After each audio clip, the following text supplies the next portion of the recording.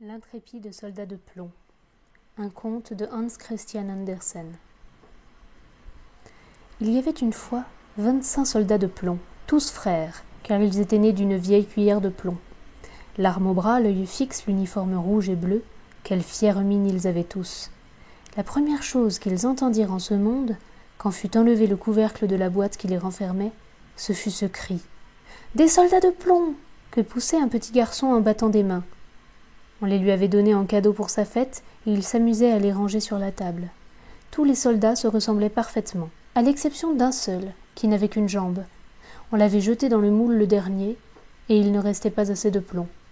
Cependant, il se tenait aussi ferme sur cette jambe que les autres sur deux, et c'est lui précisément qu'il nous importe de connaître. Sur la table où étaient rangés nos soldats, il se trouvait beaucoup d'autres joujoux. Mais ce qu'il y avait de plus curieux, c'était un charmant château de papier. À travers les petites fenêtres, on pouvait voir jusque dans les salons. Au dehors se dressaient de petits arbres autour d'un petit miroir imitant un petit lac. Des cygnes en cire y nageaient et s'y reflétaient. Tout cela était bien gentil.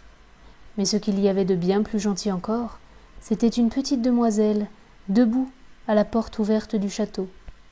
Elle était aussi de papier, mais elle portait un jupon de linon transparent et très léger, et au-dessus de l'épaule, en guise d'écharpe, un petit ruban bleu étroit, au milieu duquel étincelait une paillette aussi grande que sa figure. La petite demoiselle tenait ses deux bras étendus, car c'était une danseuse, et elle levait une jambe si haut dans l'air que le petit soldat de plomb ne put la découvrir, et s'imagina que la demoiselle n'avait comme lui qu'une jambe. « Voilà une femme qui me conviendrait, pensa-t-il, mais elle est bien trop grande dame.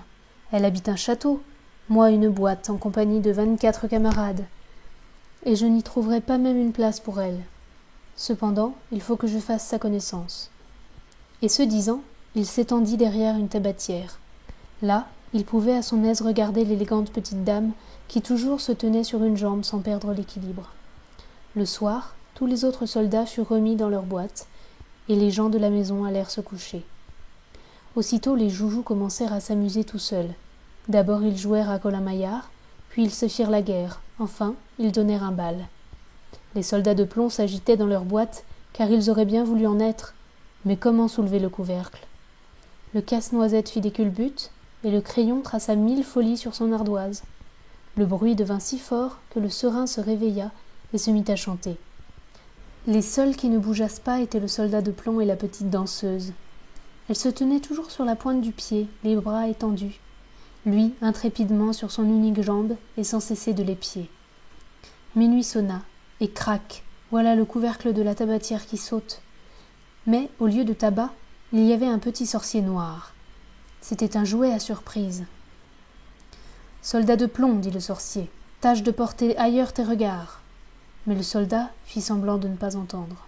« Attends jusqu'à demain et tu verras, reprit le sorcier. » Le lendemain, lorsque les enfants furent levés, ils placèrent le soldat de plomb sur la fenêtre. Mais tout à coup, enlevé par le sorcier ou par le vent, il s'envola du 3e étage et tomba la tête la première sur le pavé. Quelle terrible chute! Il se trouva la jambe en l'air, tout son corps portant sur son shako et la baïonnette enfoncée entre deux pavés. La servante et le petit garçon descendirent pour le chercher, mais ils faillirent l'écraser sans le voir. Si le soldat eût crié « Prenez garde !» il l'aurait bien trouvé, mais il jugea que ce serait déshonorer l'uniforme. La pluie commença à tomber. Les gouttes se suivirent bientôt sans intervalle. Ce fut alors un vrai déluge. Après l'orage, 2 gamins vinrent à passer. « Ohé, dit l'un, par ici, voilà un soldat de plomb, faisons-le naviguer. » Ils construisirent un bateau avec un vieux journal, mirent dedans le soldat de plomb et lui firent descendre le ruisseau. Les 2 gamins couraient à côté et battaient des mains. Quel flot, grand Dieu, dans ce ruisseau! Que le courant y était fort! Mais aussi, il avait plu à verse. Le bateau de papier était étrangement ballotté, mais malgré tout ce fracas, le soldat de plomb resta impassible, le regard fixe et l'arme au bras. Tout à coup, le bateau fut poussé dans un petit canal où il faisait aussi noir que dans la boîte aux soldats. « Où vais-je maintenant ?» pensa-t-il. « Oui, oui, c'est le sorcier qui me fait tout ce mal. Cependant, si la petite demoiselle était dans le bateau avec moi, l'obscurité fût-elle 2 fois plus profonde, cela ne me ferait rien. » Bientôt, un gros radeau se présenta. C'était un habitant du canal. « Voyons ton passeport, ton passeport !» mais le soldat de plomb garda le silence et serra son fusil. La barque continua sa route, et le rat la poursuivit. Ouf! Il grinçait des dents, il criait aux pailles et aux petits bâtons. « Arrêtez-le! Arrêtez-le! Il n'a pas payé son droit de passage, il n'a pas montré son passeport !» Mais le courant devenait plus fort, toujours plus fort. Déjà le soldat apercevait le jour, mais il entendait en même temps un murmure capable d'effrayer l'homme le plus intrépide. Il y avait au bout du canal une chute d'eau, aussi dangereuse pour lui que l'est pour nous une cataracte. Il en était déjà si près qu'il ne pouvait plus s'arrêter. La barque s'y lança. Le pauvre soldat s'y tenait aussi roide que possible, et personne n'eût osé dire qu'il clignait seulement des yeux. La barque, après avoir tournoyé plusieurs fois sur elle-même, s'était remplie d'eau. Elle allait s'engloutir. L'eau montait jusqu'au cou du soldat. La barque s'enfonçait de plus en plus. Le papier se déplia, et l'eau se referma tout à coup sur la tête de notre homme. Alors il pensa à la gentille petite danseuse qu'il ne reverrait jamais, et crut entendre une voix qui chantait. « Soldat, le péril est grand, voici la mort qui t'attend. » Le papier se déchira et le soldat passa au travers. Au même instant, il fut dévoré par un grand poisson. C'est alors qu'il faisait noir pour le malheureux. C'était pis encore que dans le canal. Et puis, comme il y était serré, mais toujours intrépide, le soldat de plomb s'étendit de tout son long, l'arme au bras. Le poisson s'agitait en tous sens et faisait d'affreux mouvements. Enfin il s'arrêta, et un éclair parut le transpercer. Le jour se laissa voir, et quelqu'un s'écria « Un soldat de plomb !»